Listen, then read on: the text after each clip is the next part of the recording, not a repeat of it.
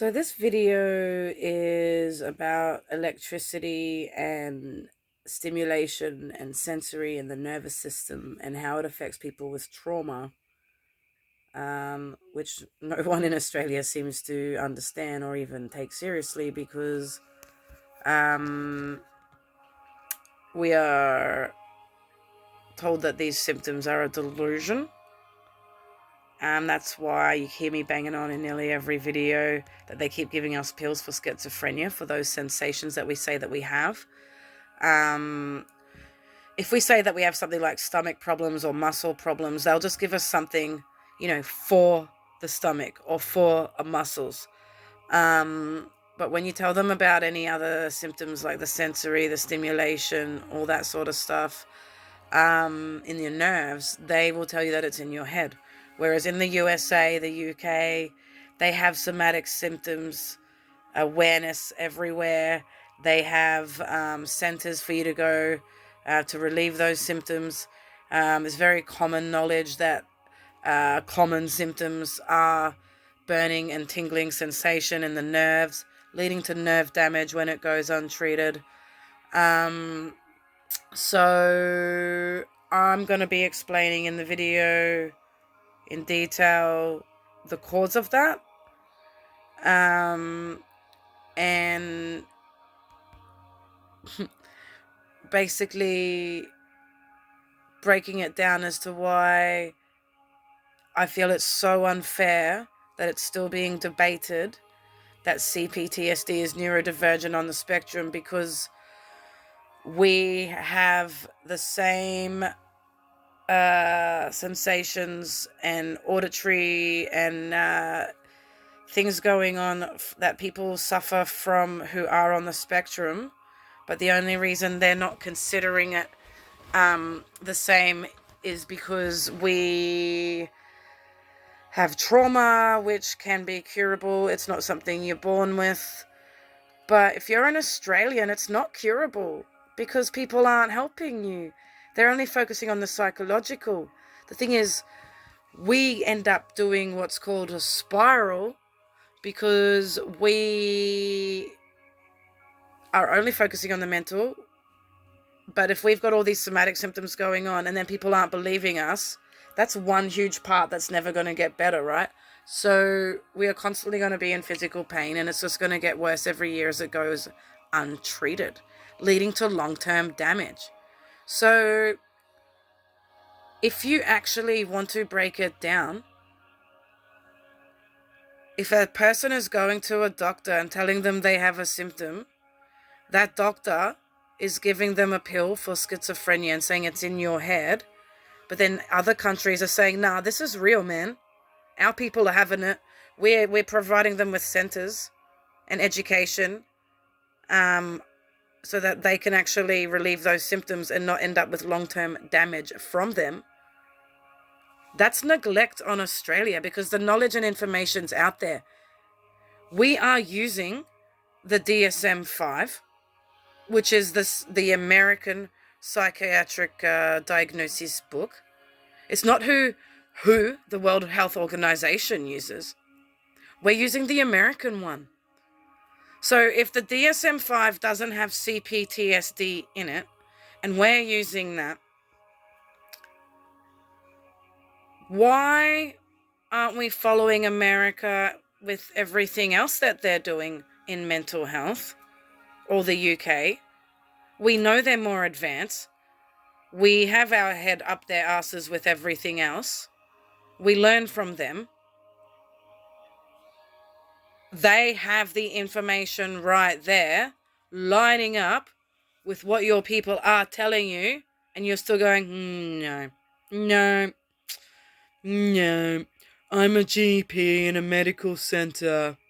I've read the DSM-5, and you clearly need this pill. Shh, it'll go away soon.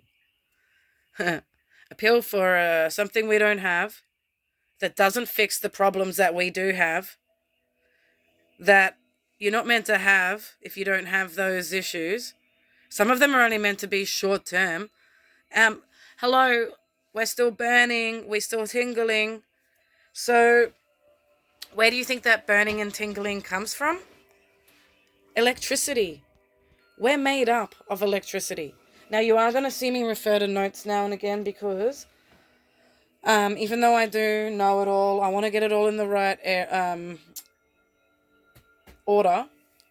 That sounded really conceited. I don't know everything, but I know the things that I'm about to speak in this video. And I just want to make sure I don't miss anything. But also, I'm very tired, and sometimes I can say things in a way that I understand because my brain moves very fast, but my lips are moving very slowly because I'm tired. And it might not make sense. So I just want to make sure it is all together in the right order and making sense. So that's why you will see me looking at notes. Also, I'm not scientifically minded, so yes, I know all this stuff, but it's not something that comes natural to me. The symptoms are, but this is all something that I've had to learn because, hi, you're just offering pills and CBT to not focus on it. Anyway, electricity in the body. The body produces electricity through elements that generate electricity called electrolytes. Key word, electrolytes. The brain, a network of nerve fibers, electrical signals constantly traveling across the brain. The nervous system, movements of ions in the nervous system across cell membranes, generating electrical pulses. So, the brain, the body, the nervous system, it's all connected. It's all the nervous system is an electrical unit that sends and receives messages all throughout your body. It's in control of everything, movements, thoughts, feelings, even things we do automatically, like breathing. So our stress responses, like sweating, things that, like I said, things that we feel, but our sensory, it tells us what we see, what we hear, what we feel when we touch it, what we taste, what we smell. Okay. So our nervous system is sending electrical messages through us all of the time. Without those pulses, we wouldn't be able to function. We wouldn't be able to hold things, read or have reactions to things. You stub your toe and you feel pain. That's your nervous system, and it's coming through a message, and that message is riddled with electricity, as is the sender and the receiver. So where it's going to and from has electricity. What it's traveling through is made up of electricity. So that's how we are in a normal, everyday state, right? So, if you can imagine the nervous system, the main central nervous system, operating all these things on every day, okay? That's your normal state that it's in, and that's called the parasympathetic state. That's the parasympathetic nervous system, and commonly known as rest and digest, which is the opposite of, which you will have heard of, fight or flight. Yeah. So the fight, flight, freeze response is what happens when your system gets shocked into protective mode, right? There's a threat, there's a danger, something has happened, so you are in fight or flight to protect yourself. So we've all heard that, we all speak of it, but what does that mean inside of us? Inside of us, which is full of electricity. So the nervous system is switching into the sympathetic, the fight or flight. It's not in rest or digest anymore. It's not in parasympathetic. It's in sympathetic. It's in fight or flight. And what does that mean? It means things that we don't need to protect ourselves in danger are switched off. We don't need our peripheral. We don't need our bladder. We don't need our digestive system, etc. They get switched off. What do we need? We need We need to focus. We need to just see what's in front of us. Our heart rate will get faster and our breathing, so that we can focus and breathe and get out of the situation. You know what I mean? Like everything, our muscles will tense up, ready for whatever's coming. So when you're in fight or flight, these electricity surges are going up, The messages are just sending surges, pulses. What's it called? Is it called an action potential? Let me double check if I remember that one correctly. Yes, I did. Anyway, so what that is it's sending like a surge, right? So if it's already got electricity in it, that surge is like boom, electricity just sparking at a more powerful rate to get those messages through, yeah? For you to react and do the things that you need to while you're in fight or flight. But if you think about it, if you look inside of you, that's electricity going bam from your body through your nerves, your nervous system to your brain, yeah? For people who don't have trauma, who get into fight or flight in a situation, and then they go back to rest and digest, their body's actually able to reboot from that. But people who have trauma and C-PTSD and PTSD get stuck in that. So what does that mean for someone who's stuck in it? You've got electricity just not doing its normal messages. It's there, wagging out, spacing out. You've got cortisol still going through you, yeah? Now, your body, when you are in fight or flight, is constantly releasing all the different stress hormones. If the threat's not there and you don't need them, you're literally just drowning in those hormones, and they're soaking into your muscles and your organs. But the electricity is amongst it all as well, just like a live wire, because you're not rebooting, you're not restoring, you're not, rejuvenating all your cells. They're there sparking and drowning in different stress hormones like cortisol. So over time, that's just burning and tingling and hurting, and your peripheral's not turning on, and all your organs that were turned off are like not like you can use them, but they're not.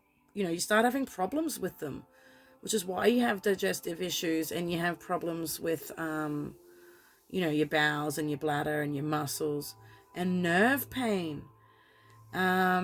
So nerve damage is the result of untreated burning nerves, which a pill for schizophrenia, I'm sorry, is not going to fix. So being stuck in fight or flight means everything is heightened. So as we've established, the nervous system is in control of the messages with your sensory, right? It's telling you what you see, feel, taste, hear, smell. But you're in this heightened state of alert. So all of those senses are heightened.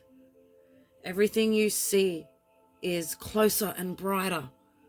Everything you hear is louder and it hurts. Movements are faster. So if you think about what it would do to you if you were constantly in time zone, never got a moment out of it. People with sensory issues live in a whole different world to you. Those lights that you just come and switch on in the room while we're intentionally sitting in the dark hurt us. Oops, sorry, didn't know. Yeah, check before you enter a room if you share a house with C-PTSD people, people with sensory issues. Because as soon as that happens, we go into shock, we're getting burnt. You turning the light off doesn't just take that away from us. We're sitting in that fire for ages after those few seconds of, oops, movement. We say we need stillness and we need to be left alone. We mean it. Stop walking around the fucking room. Stop coming in and interrupting. Every little thing is blah. So if someone gets to that stage where they say they need to tap out, every little thing is hurting them. It's everything that you're hearing it at is the next level or even more. So a tap is a knock is a bang is a smash. It's all so much more, and it hurts. And when you don't get a break from it, it builds up over time. And you just have electricity surging out, whacking out, burning you. And it becomes harder and harder to tolerate sensory, like stimulation. And it gets harder and harder to tolerate being out in the world because that's all it is, lights and there's certain TV shows that I can't watch. There's certain movies I can't watch. There's certain genres and types of things that I just can't watch or listen to at night because I know it's going to my sensory at nighttime. When you have trauma, you get scared. When are you scared most? At fucking night. Or in situations that remind you, right, of your trauma. And in a lot of abused survivors' cases, nighttime becomes a heightened state for you because you are more alert, because safety's everything. And that's when you have to lay down and close your eyes. And that requires safety. And if you're not feeling safe, you're going to be extra alert. And it's like the time that you need to relax the most is the time your senses are heightened more than anything.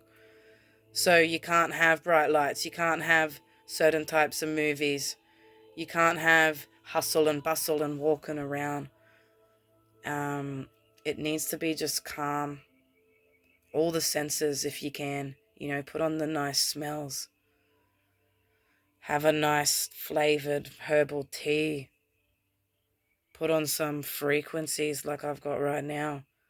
Put no light or light that is good for your eyes, low yellow, red light, something like a blue light.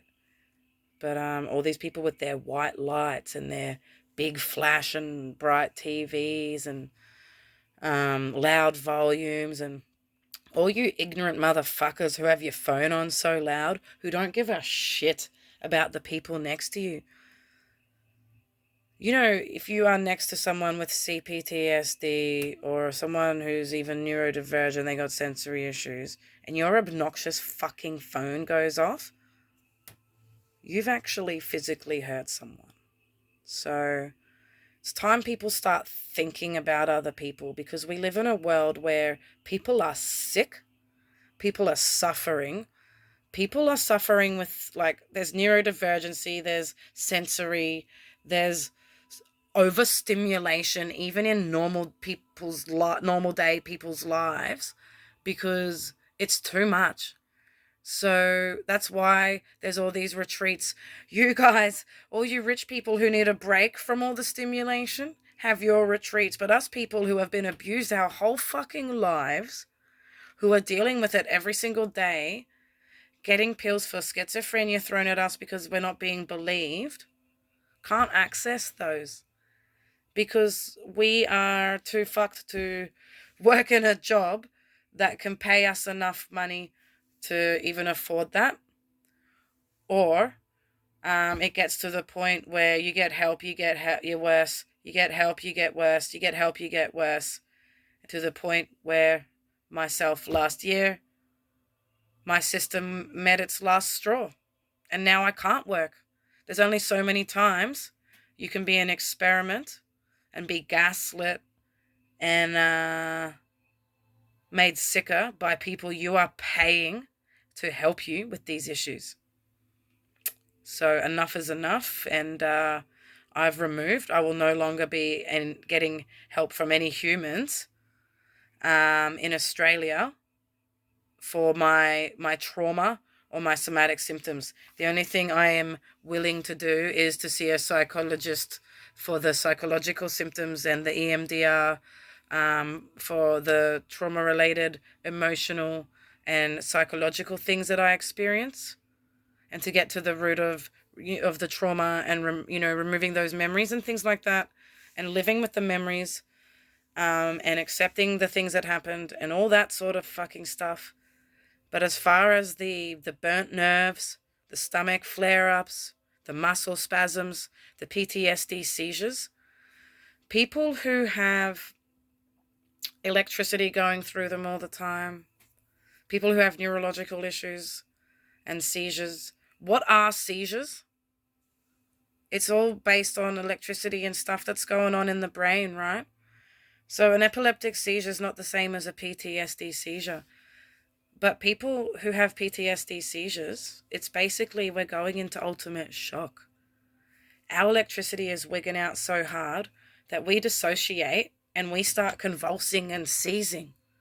But it's not the same as epilepsy. And you're going in and out of your dissociation, so you know what's going on, but then you're dissociating and you're not there, but you are, but you're not. And it's actually quite scary. And a lot of people with trauma have anxiety. Well, it comes with it. You've got anxiety, but you end up with panic. I've got panic disorder now. So panic disorder isn't just going, it actually does things right through inside of you, where you get the shakes and it's like your brain switches off. And I call them dementia moments, where you get like you don't know where you are, who you are, what's going on, and you feel like you're about to faint. And you get really scared. And those are the times where I have often urinated myself or soiled myself. And this has only been going on since that incident in Victoria last year when my system met its final limit. And that's what happens year after year. You're paying people for help. They're either ignoring you, so it goes untreated, or they're experimenting on you and trying things that they don't have a clue, and it just fucks you up more. And your system can only take so much. You're just on fire, drowning in chemicals, and you're having brain zaps, seizing up. There's only so much time on your clock. Your system isn't going to last forever if it's getting nothing that it needs and everything that hurts it, like the opposite of what it needs. Go to a doctor for help, you get trauma.